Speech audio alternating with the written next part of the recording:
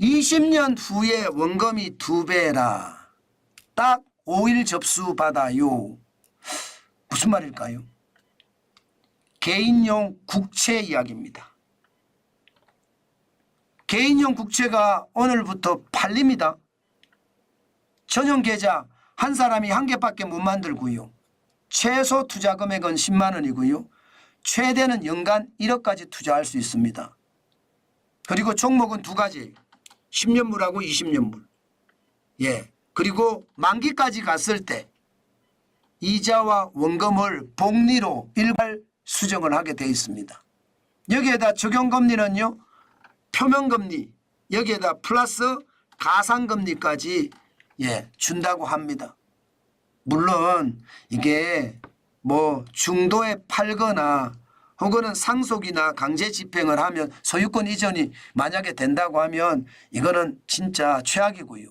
그만큼 제대로 된 가산금리나 복리를 받지 못한다는 뜻입니다. 게다가 세금도 쌉니다. 세금도 이자 소득에 대해서 분리과세입니다. 14% 분리과세이고 15.4% 낸다는 뜻인가요?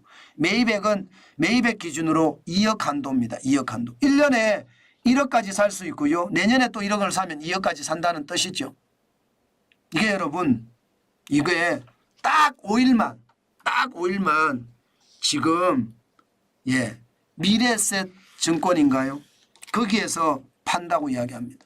아마 미래에셋 증권이 처음으로 지금 정부의 어떤 개인용 국채 파는 것을 위탁 삼아서 지금 파는 것으로 그렇게 보이거든요.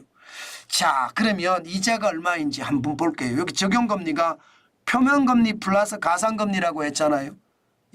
표면금리는요. 10년물은요. 3.540%입니다.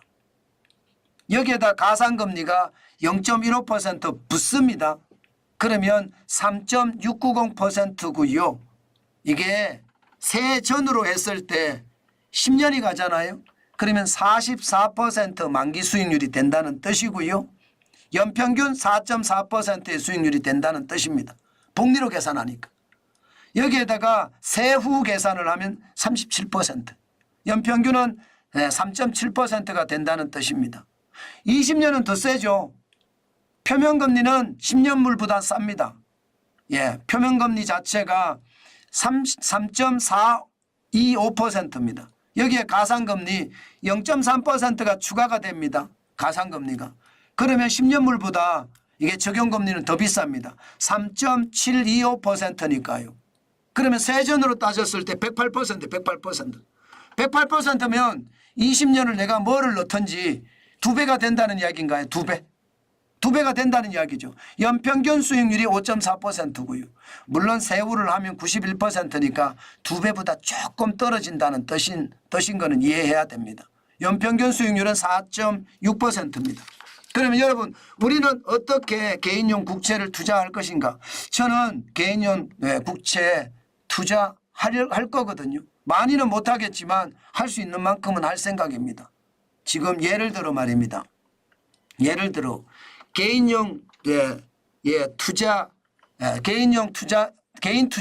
투자용 국채 일반적으로 세 가지로 투자 사례를 만들 수가 있거든요. 노후 대비를 위해서 만들 수도 있고요.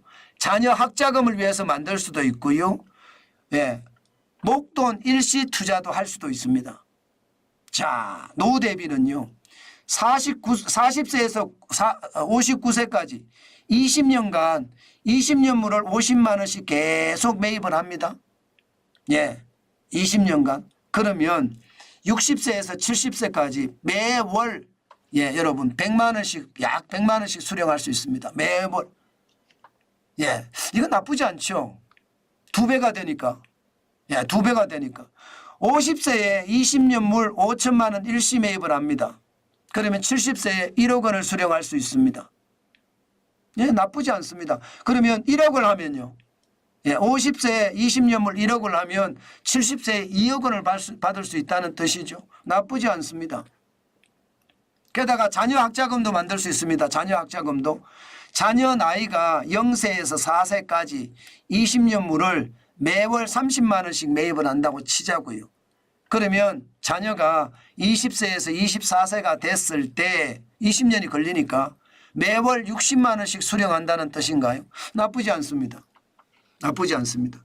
자녀 나이 10세일 때 10년물 3천만 원 일시 매입을 하면 20세가 되면 4,200만 원을 수령할 수 있다는 뜻인가요? 이것도 나쁘지 않습니다. 특히 제가 나쁘지 않게 생각하는 건 목돈 일시 투자입니다. 10년물 1억 원 일시 매입을 하면 10년 후에 1억 4,370만 원이 된다는 거. 나쁘지 않죠. 20년물 1억 원 일시 매입을 하면요. 20년 후에 2억 780만 원이 된다는 거. 이게 20년 후는 원금의 2배가 되네요. 2배가 조금 늦네요. 물론 세금을 계산해야 되지만 세금 계산한다고 하더라도요. 예, 이게 분리과세니까 14% 계산하거든요. 예, 지방세까지 하면 15.4% 계산하나요? 그러면 나쁘지 않죠. 그런데 이게 여러분 아무나 할 수 있잖아요. 아무나 할 수 있는데 이번에는요. 액수가 적습니다. 액수가. 예상했던 것보다가 많지가 않아요. 전체는 한 1조 규모를 한다고 합니다. 1조 규모. 연간 발행량이 이것도 연간 발행량. 1조인데 이번 달에는요. 10년물과 20년물. 10년물은 1,000억이고요. 20년물은 2,000억입니다. 예, 굉장히 적죠. 그러면 올해 만약에 지금 3,000억 발행을 하니까 올해 1조 발행을 한다고 했으니까 이게 많이 발행을 하면 올해 3번을 한다는 뜻이 되는 건가요? 어쨌든 여러분 원래는 10년물 1,000억 그리고 이번 달 오늘부터 5일 동안입니다. 20년물 2,000억입니다. 연간은 1억 원까지 할 수 있는데 아마 제 생각에는 이게 오늘 마감이 될 가능성이 크고요. 내일 마감이 될 가능성이 더 클 겁니다. 그러면 여러분 정부에서 이걸 어떻게 하기로 했느냐. 13일에서부터 17일까지 청약을 하는데 모든 청약자에게 이게 300만 원씩을 먼저 줍니다. 먼저 300만 원씩 일괄 배정을 합니다. 그리고 청약금을 많이 넣은 순서대로 비율로 이게 배정을 한다고 합니다. 그러니까 여러분 제가 생각하는 것은 300만 원을 일단 넣어두는 것도 나쁘지 않겠다. 뭐 300만 원은 국채를 살 수 있다는 이야기니까.